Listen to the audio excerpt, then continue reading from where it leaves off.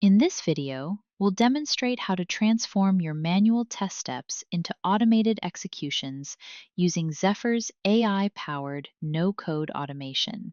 The no-code automation capability essentially takes the manual test case and runs an automated test based off the manual actions that are written out in the test steps. The first thing you need to do is to navigate to a test case of your choosing. From here, navigate to the test script part of your test case, then simply click on the purple Automate Test button. Add the URL of your web-based application, then choose which device you would like to run the test on, and then click Run Test.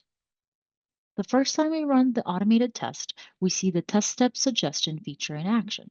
This is where you are presented with recommendations to improve and refine the test steps. For my use case right now, I will approve and not make any other changes.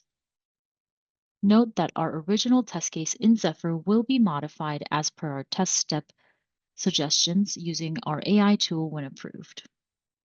Now back to our automated test. On the left, you can see the manual actions that are dictated in my Zephyr test steps. And on the right, you can see the automation that is currently occurring. This capability allows you to scale your manual test coverage into automation.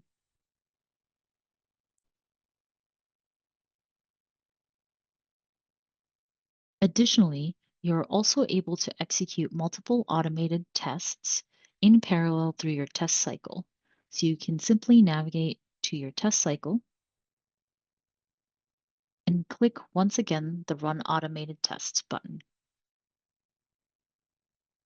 Then you can select which test cases you would like to run. Now you've successfully learned how to automate a test with the Zephyr no-code automation feature.